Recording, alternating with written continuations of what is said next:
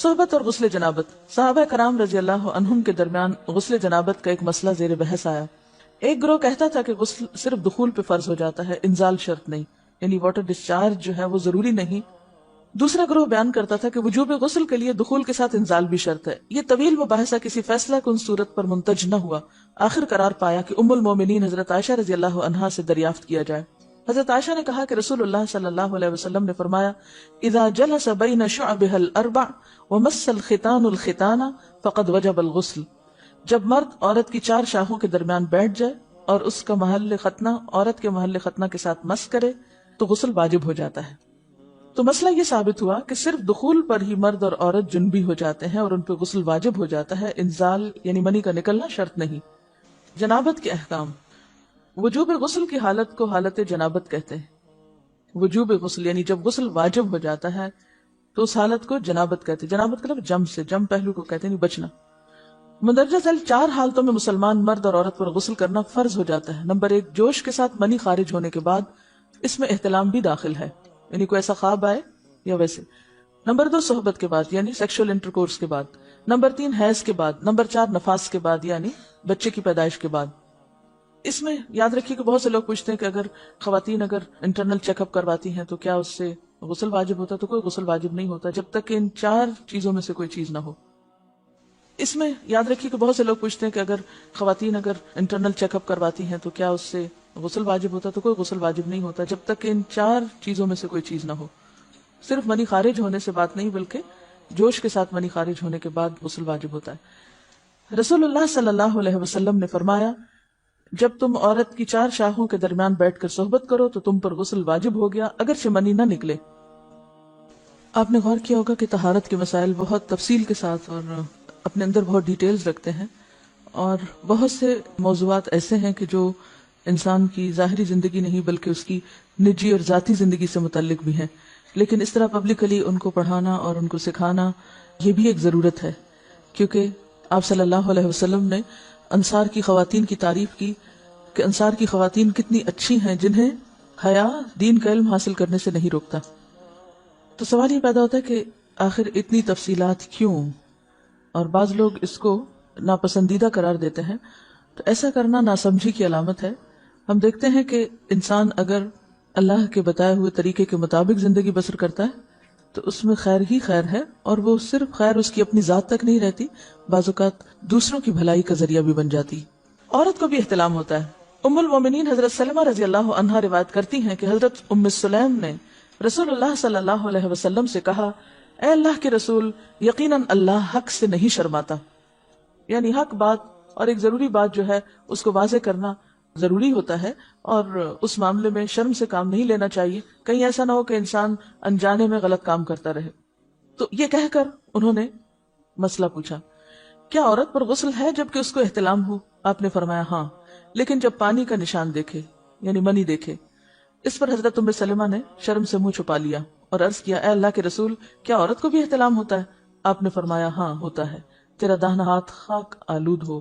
یعنی یہ ایک پیار کی ڈانٹ تھی، اور اس میں ہو سکتا ہے کہ مزاج کا فرق ہو، بعض خواتین کے ساتھ ایسا نہ ہو اور بعض کے ساتھ ایسا ہو، لیکن اس میں جو اصل چیز ہے وہ ایکسیسو واٹر ڈسچارج ہے.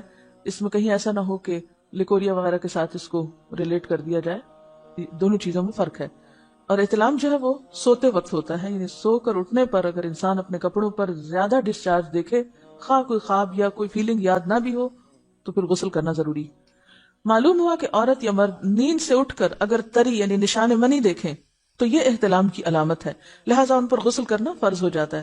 اور اگر احتلام کی کیفیت انہیں یاد ہو لیکن نشان نہ پائیں، یعنی خواب یاد ہے لیکن کوئی سامنے علامت نہیں، تو غسل فرض نہیں ہوگا. ایسی صورت میں شک کی ضرورت نہیں ہے کہ نہیں میں نے خواب دیکھا اور مجھے خواب بالکل صحیح یاد ہے تو مجھے نہانا چاہیے. نہیں، محض خواب پر نہیں نہایا جائے گا جب تک کہ فزیکلی کوئی ایسی چیز سامنے دیکھی نہ جائے. حضرت ام سلمہ روایت کرتی ہیں کہ میں نے کہا اے اللہ کے رسول صلی اللہ علیہ وسلم، میں اپنے سر کے بال خوب مضبوط گونتی ہوں، کیا میں انہیں غسل جنابت کے وقت کھولا کروں؟ آپ نے فرمایا ان کا کھولنا ضروری نہیں، تیرے لیے یہی کافی ہے کہ 3 لپ پانی اپنے سر پر ڈالے، پھر اپنے سارے بدن پر پانی بہائے، پس تو پاک ہو جائے گی. یعنی بالوں کی جڑیں بھیگنا، سکن بھیگنا ضروری ہے، سارے بال کھولنا ضروری نہیں ہے. جنبی کے بالوں کا مسئلہ. حضرت عائشہ کو خبر ملی کہ حضرت عبداللہ ابن عمر عورتوں کو غسل جنابت کے لیے بال کھولنے کا حکم دیتے ہیں. فرمانے لگی ابن عمر پر تعجب ہے، انہوں نے عورتوں کو تکلیف میں ڈال دیا، وہ انہیں سر منڈوانے کا حکم کیوں نہیں دے دیتے؟ یہ حضرت عائشہ کی ڈانٹ تھی. یعنی وہ یہ تو کہہ رہے کہ عورتیں بال کھول کھول کے نہائیں، تو وہ پھر سیدھا یہی کہیں کہ عورتیں بال منڈوا لیں. میں اور رسول اللہ صلی اللہ علیہ وسلم ایک ہی برتن میں غسل کرتے اور میں اپنے بال کھولے بغیر سر پر 3 چلو سے زیادہ پانی نہیں ڈالتی تھی. معلوم ہوا کہ غسل جنابت کے لیے بال کھولنے کی ضرورت نہیں، مگر یہ حکم صرف غسل جنابت کا ہے. غسل حیض کے لیے بالوں کا کھولنا ضروری ہے کیونکہ وہ مہینے میں ایک دفعہ ہے. حضرت عائشہ سے روایت ہے کہ انہیں رسول اللہ صلی اللہ علیہ وسلم نے غسل حیض کے لیے فرمایا اپنے بال کھولو اور غسل کرو. اس میں آپ دیکھیے کہ دونوں چیزوں میں فرق کیوں ہے، دونوں کی نوعیت فرق ہے. اور حیض جو ہے وہ ایک نجاست کی کیفیت بھی ہے نا، قل ہوا اذی، تو اس کے بعد نہانا اور نہا کر خوشبو لگانا خاص طور پر اس کا سارا حکم آتا ہے. لیکن غسل جنابت میں نجاست کی وہ کیفیت نہیں ہے، یعنی حیض کا خون اور منی جو ہے ان دونوں کے حکم میں بھی فرق ہے. ٹھیک ہے نا. بعض علماء کے خیال میں جو منی ہے اٹ سیلف وہ ناپاک چیز نہیں ہے، اگر کسی کپڑے وغیرہ کو لگ گئی تو وہ کپڑا ناپاک نہیں ہے، اگر اس کو خشک ہونے پر کھرچ کے صاف کر دیا جائے تو کپڑا صاف ہو جائے گا. لیکن خون حیض پر آپ صلی اللہ علیہ وسلم نے کیا فرمایا؟ چٹکیوں سے مل مل کے اس کو صاف کر کے دھوئے. تو ان دونوں میں بھی فرق ہے، لہٰذا ان دونوں کے بعد نہانے کے حکم میں بھی فرق ہے. ایک میں بال کھولے جائیں گے اور بال بھی دھوئے جائیں گے اور بالوں کی جڑیں بھی دھوئی جائیں گی، جبکہ دوسرے عام غسل جنابت میں بال کھولنا اور پورے بال دھونا شرط نہیں. بہت سی بچیاں ایسی جن کی شادی ہوتی ہے اور اس کے بعد انہیں ان مسائل کا پتہ نہیں ہوتا، یا تو وہ شرم کے مارے نہاتی نہیں، یا نہاتی ہیں تو پھر وہ پورے بال دھو دھو کے سکھانے میں اور ان چیزوں میں اتنا وقت ضائع کر دیتی ہیں کہ پھر بعضوں کا شوہر کی نافرمانی اور آپس کے تعلقات میں ٹینشن، لوگوں کا خوف. تو اگر دین کا صحیح مسئلہ پتا ہو تو انسان ان تمام مشقتوں سے بچ جاتا ہے اور ایک نارمل روٹین کی لائف گزار سکتا ہے. اس میں کیا صرف 3 کپ پانی، 3 لپ پانی، یعنی 3 دفعہ کیوں کہ اگر ایک دفعہ ڈالنے سے پوری طرح نہیں بھیگا تو آپ یہ بھی کر سکتے ٹیپ کے آگے سر کر کے تو ساری اسکن جو ہے سر کی اس کو آپ گیلا کر لیں، پیچھے سے بال جو ہیں اگر لمبے ہیں تو ان کو ایک طرف کر دیں تاکہ پورے بال نہ دھونے پڑے، نہ سکھانے پڑے اور نہ خشک کرنے پڑے، اور باقی جسم پہ پانی بہا لیں.